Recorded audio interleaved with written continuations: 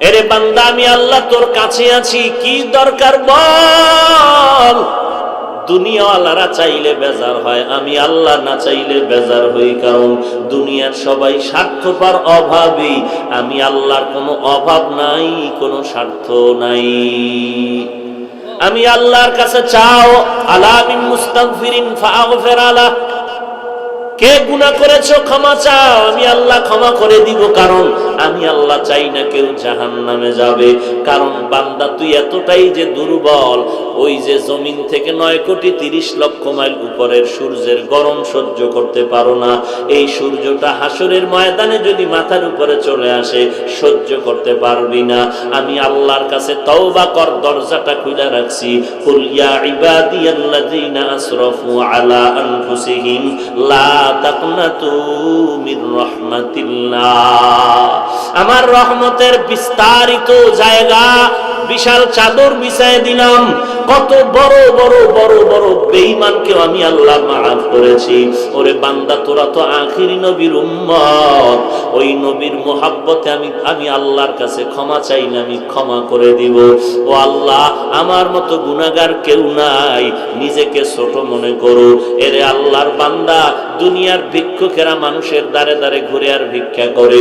অনেক ভিক্ষুক চালাকি করে, বলে মা থাকলেও বলে আমার মা নাই, বাবা থাকলেও বলে বাবা নাই, বাড়ি থাকলেও বলে বাড়ি নাই। একজনে ধরিয়াই কয়, তোর মা বাপ আছে, আমি জানি, তুই নাই নাই কেন বললি? ভিক্ষুক বলে, ভাই কথাটা ফ্লাশ করো না, কারণ আমি জানি মালিকের দরওয়াজায় দাঁড়াইয়া নাই নাই নাই যত বেশি বলা যাবে, মালিকের দিলটা নরম হবে। আল্লাহ বলেন, ও দুনিয়ার মানুষ, আজকে তোরে বাড়ির মালিক, গাড়ির মালিক, সন্তানের মালিক বানায় দিলাম। আসলে এগুলো কিচ্ছু তোরে স্থায়ী না। আমি মাওলার দরবারে যদি বিনয়ের সাথে বলো, আল্লাহ আমার বাড়ি, আমার ঘর, আমার টাকা, আমার ছেলে, আমার মেয়ে, আমার গাড়ি, আমার সব আসলে আমার কিছুই না। আমার টাকা নাই, বাড়ি নাই, ঘর নাই, এমনকি আমার মরণের পরে কবরের জায়গাটাও আমার না। আমার বাড়ি বাড়ি যা বললাম, আমার মরণের পরে আমার গায়ের জামাটা ছেলে খুলে রাখবে, বেলেট দিয়া কেটে রাখবে, বৃষ্টির মাঝে আমার লাশটা রাস্তায় ফালায় রাখবে, দরজা আটকায় রাখবে, বাঁশবাগানে আমার লাশটা ফেলে দিবে। একদিন দুদিন কান্নার পরে আর খবর নিবে না, বরং মরণের পরে জানাজার আগেই মনের মধ্যে জায়গা বাড়িঘর ভাগ করার পরিকল্পনা শুরু হয়ে যাবে। ওই কবরে আমাকে একা ফালায় রাখবে, 3টা সাদা কাফনের আমাকে বাসিন্দা বানায়, আর কেউ কবরে খবর নিবে না। আল্লাহর নবী বলেন, ওই কবরে খবর নেওয়ার জন্য 4টা বন্ধু তুমি সঙ্গে নিতে পারো। ক্বালান নবিয়্যু সাল্লাল্লাহু আলাইহি ওয়া আলিহি ওয়াসাল্লাম, إذا وزع الميت في قبره جاء القرآن عند رأسي والصلاة عن يميني والصيام عن شمالي وسائر الحسنات عند رجلي। আল্লাহর নবী বলেন, উম্মতের দল অন্ধকার কবরে রেখে যাওয়ার পর 2জন ফেরেশতা আসবে প্রশ্ন করার জন্য। মাথার কিনারায় যখন আসবে, 4টা বন্ধু চারদিক দিয়া দাঁড়ায় যাবে আর বলবে, প্রশ্ন করার জন্য ফেরেশতারা আসবি না? আরামে ঘুমাইছে, বান্দাকে আরামে ঘুমাইতে দাও, দুনিয়াতে ঘুমাইতে পারে নাই। মাথার কিনারার থেকে বলবে, কে আমাদের নিষেধ করলা? জবাব দিয়া বলবে আমি হলাম এই মাইয়েতের বন্ধু কোরআনুল কারীম। ফেরেশতারা ডান পার্শ্বে যাবে, আসবা না। কে নিষেধ করলা? বলবে আমি তার আপন বন্ধু নামাজ। ফেরেশতারা বাম কিনারায় যাবে, বলবে আসবা না। কে নিষেধ করলা? বলে আমরা তার বন্ধু রোজা। পায়ের কিনারায় যাবে, বলবে আসবা না। কে নিষেধ করলা? বলে বান্দার যাবতীয় নেক আমল, দস্তারখানের আমল, মেসওয়াকের আমল, টুপির আমল, দাড়ির আমল। কতক্ষণ তোমরা থাকবা?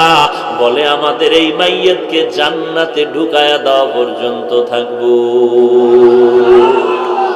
এরে নবীর উম্মত, আর এই 4 বন্ধু যদি তোমার সাথে না নিয়ে যাও, ফেরেশতা প্রশ্ন করবে, রবের পরিচয় দাও, মার রব্বুক ওমা দীনুক, ধর্মের পরিচয় দাও, রাহমাতুল লিল আলামিনের পরিচয় দাও।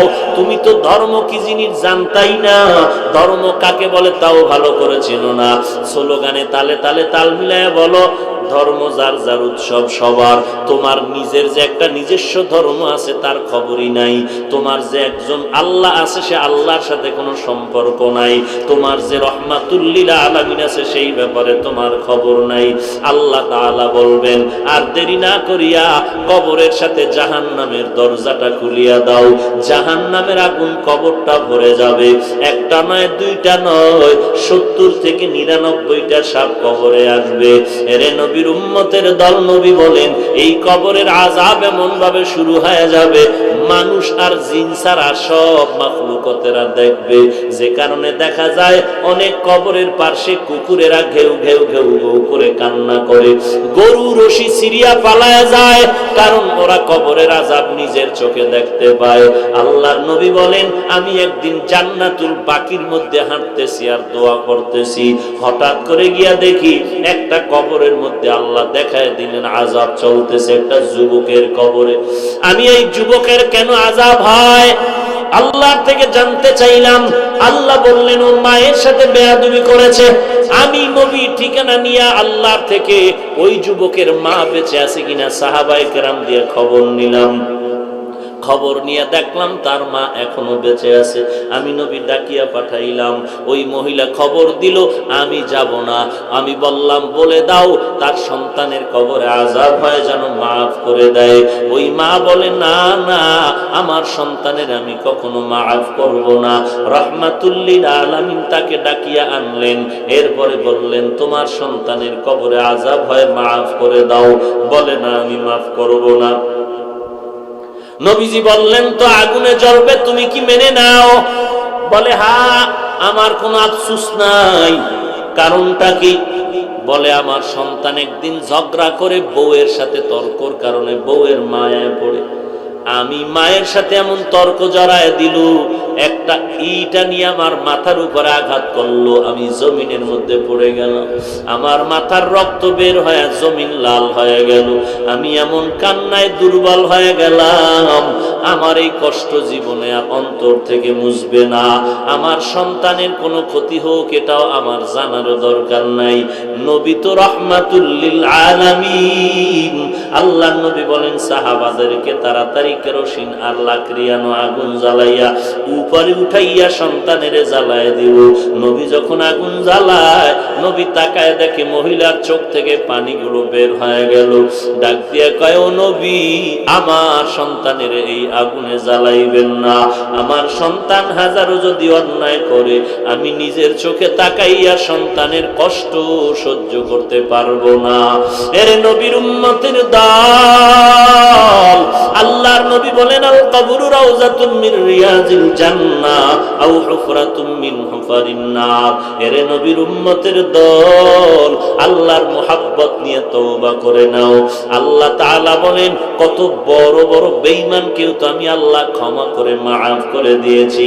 তোমরা অন্যায় যদি করিয়া থাকো, চোখের পানি ছেড়ে কান্না করো, তওবা করো। আল্লাহর নবী বলেন, গাভীর ওলান থেকে দুধ বের করে ভেতরে যেমন ঢুকানো আর সম্ভব না, যারা আল্লাহর মুহাব্বতে তওবার নিয়তে গুনার ভয়ে চোখের পানি ছেড়ে কাঁদবে, ওই বান্দাকে আর জাহান্নামে দেওয়াও সম্ভব হবে না। অতএব আল্লাহর কাছে তওবা করো। হে মালিক, এই ময়দানে কেউ আমাকে চিনে না, জানে না আমি কার সন্তান, কার ভাই। ও আল্লাহ, তুমি তো জানো এই ময়দানের মধ্যে আমার মতো গুনাহগার মনে হয় আর কেউ নাই। গুনার কারণে দেখি আমার হাত না পাক, আমার জিহ্বা না পাক, আমার অন্তর না পাক। ও আল্লাহ, এই অন্যায়গুলো যদি আমার কেউ সামনে করতো, আমি তাকে লাথি মেরে তাড়ায় দিতাম। ও দয়ার মালিক, এত বড় বড় গুনাহ করার পরে তুমি একবারও রাগ করে পানি বন্ধ করো নাই, বাতাস বন্ধ করো নাই। ও আল্লাহ, তুমি সূর্যের আলো বন্ধ করো নাই। আজকে ময়দানে হাজির হয়ে গেলাম তওবার জন্য। কতবার আজান শুনলাম, মসজিদে গিয়ে নামাজ আদায় করলাম না, ঘাড় তারামি করে চলে গেলাম। কত আলেম কত বুঝাইলো, তাদের সাথে আমি উল্টা পাল্টা ব্যবহার করলাম। ও আল্লাহ, আজকে তওবা করতেছি, জীবন চলে গেল, গুনাহের কাছেও যাব না, নামাজ ছাড়ব না, মা বাবাকে কষ্ট দিব না। এরে যুবক, আল্লাহর গোলাম, তোমার মতো যুবক আজকে তাকায় দেখো, অধিকাংশ ক্ষেত্রে যুবকের চতুর্দিকে লাশ আর লাশ, মরণের কবর। আবার তাকায় দেখো, তোমার মতো যুবক স্কুল কলেজে লেখাপড়া করে, নামাজের সময় এক ওয়াক্ত নামাজ বাদ দেয় না। তোমার মতো যুবক কোটি টাকার ব্যবসা করে, এক টাকাও হারাম খায় না। তোমার মতো যুবক ড্রাইভারি করে, কৃষি কাজ করে, শ্রমিকের কাজ করে, নামাজ বাদ দেয় না। তোমার মতো যুবক র্যাব, আর্মি, পুলিশ, বিডিআরের চাকরি করে, একটু নামাজ বাদ দেয় না। তুমি কেন পারবা না রে ভাই? আল্লাহর দরবারে তওবা করে নাও, একটু কষ্ট করে নামাজ চালু করো, দেখবা এক সপ্তাহ পরে নামাজ না পড়লে মনটা খারাপ লাগবে। অভ্যাস করে নাও, না পারলে বারবার আল্লাহর কাছে তৌফিক চাও। আর কোনো ভালো আল্লাহওয়ালা যদি পাও, যাদের দোয়া কবুল হওয়ার মতো দিল সাক্ষী দেয়, এমন আল্লাহওয়ালার থেকে একটু দোয়া নিওয়ার বলিও, হুজুর আমার জন্য দোয়া করবেন, আমি যেন 5 ওয়াক্ত নামাজ পড়তে পারি ঠিক মতো। মনটা চায় পড়তে, কিন্তু মাঝে মাঝে যাই, মাঝে মাঝে যাইতে পারি না। এরে আল্লাহর বান্দা, সব লাইনে তোমার মতো নামাজি বান্দা থাকলে তুমি কেন পারবা না? আল্লাহর কাছে তৌফিক চাও, তওবা করো, আল্লাহ আর গুনাহের কাছেও যাব না, আর নামাজ ছাড়বো না, দেশ ও জাতির বিরুদ্ধে কোনো ষড়যন্ত্র করব না, আলেম ওলামাদের সাথে বেয়াদবিমূলক কোনো আচরণ করব না, বিরোধিতা করব না, গীবত শাকায়াত করব না। তওবা করার যদি খাস নিয়ত থাকে, মুনাফিকি যদি না থাকে, খাঁটি তওবার নিয়তে দুটো হাত আল্লাহকে দেখায় দাও। আয় আল্লাহ, সবার হাত কবুল করে নেন। আয় আল্লাহ, আমাদের তওবা কবুল করে নেন। তওবার উপরে মজবুত হয়ে চলার তৌফিক দান করেন। আয় আল্লাহ, গুনাহের প্রতি ঘৃণা জমায়ে দেন, নবীর তরিকা মতে চলার তৌফিক দান করেন। আমিন।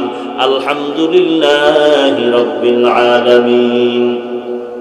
والصلاة والسلام على سيد الأنبياء والمرسلين وعلى آله وأصحابه أجمعين يا أرحم الراحمين يا أرحم الراحمين يا أرحم الراحمين رب ارحمهما كما ربياني صغيرا رب ارحمهما كما ربياني صغيرا। ও দয়ার মালিক, কুদরতের নজর দিয়া দেখেন ময়দানে কত উলামায়ে কেরাম হাজির। আয় আল্লাহ, কত সাদা দাড়িওয়ালা মুরব্বী হাজী সাহেবরা হাজির। আয় আল্লাহ, কত চাকরিজীবী, কত ব্যবসায়ীরা আপনার দরওয়াজায় হাত তুলেছেন। কত যুবক, কত ছাত্র ভাই, ছোট ছোট বাচ্চা, মাদ্রাসার ছাত্র, পর্দার আড়ালের কত মা বোনেরা। ও আল্লাহ, আমরা সবাই গুনাহগার, জাহান্নামের আসামি। আপনার দরওয়াজায় তওবার নিয়তে হাত তুলে ফেলেছি রে আল্লাহ। দয়ার নজরে আমাদের জীবনের সব গুনাহগুলো মাফ করে দেন। আয় আল্লাহ, আজকের মাহফিল কবুল করে নেন।